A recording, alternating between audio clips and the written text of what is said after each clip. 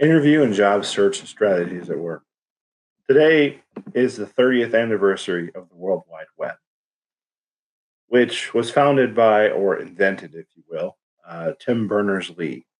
So Tim Berners-Lee, awesome person, obviously, right?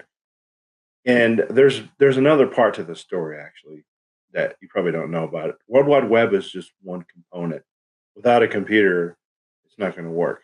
And without transistors, none of that's going to work at all. And the history really of the internet, or technology, if you will, in that regard, goes back to the 1950s when William Barden, William Shockley, and another gentleman made the transistor. So the story goes this way.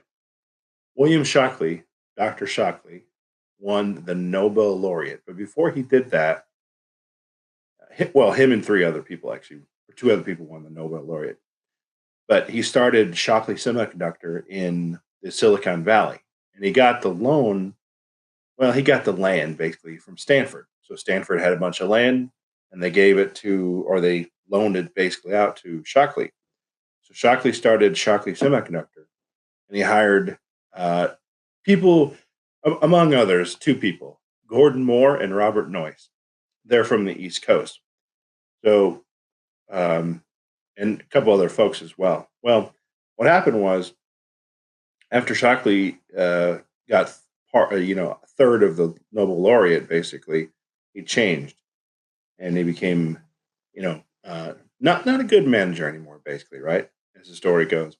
So these traders ate. What they did is they signed a dollar bill, and Arthur Rock said he made a list of people who out there wants to invest in these eight people, these eight smart individuals who want to start a company. And the company was Fairchild. So they started Fairchild Semiconductor.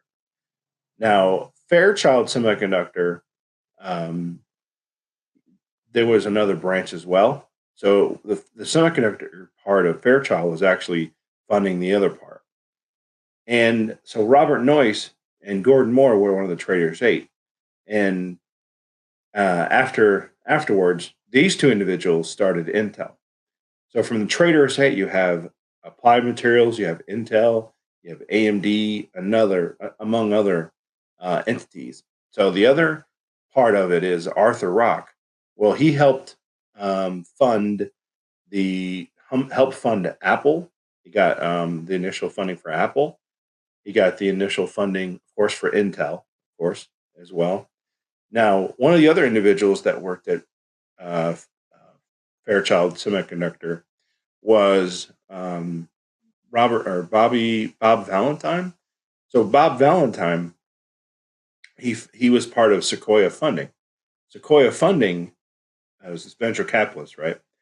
They funded Cisco, and they also funded NetApp and a couple other, big names you may know out there.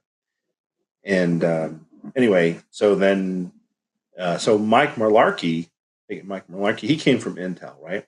So Mike Malarkey is important because he helped. He was one of the co-founders of Intel. Him and Steve Jobs and Steve Wozniak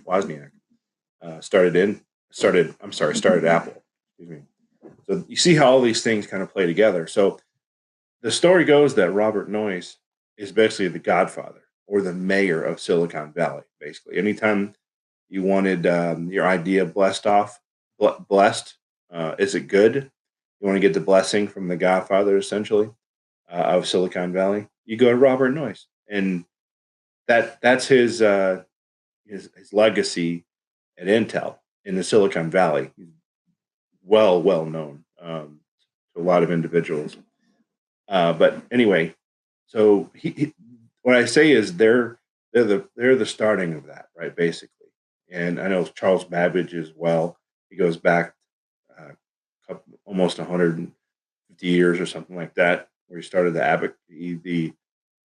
the abacus. He started something like a census counting machine, where he gave up, and then what became IBM started it back again, and of course you know how IBM turned out. But so before Intel, right?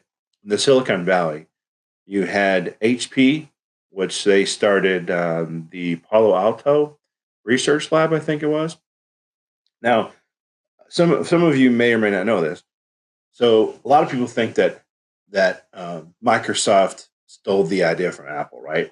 Which is probably true, right?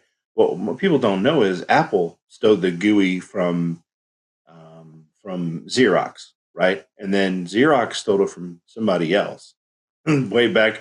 There's a YouTube video out there. I might put it on the show notes that actually shows this individual with the GUI playing around with the GUI and how it works. But um, so Palo Alto, Xerox or Palo Alto also had what we call a computer way back in the day, and yeah, so that's a little history on the worldwide technology, World Wide Web.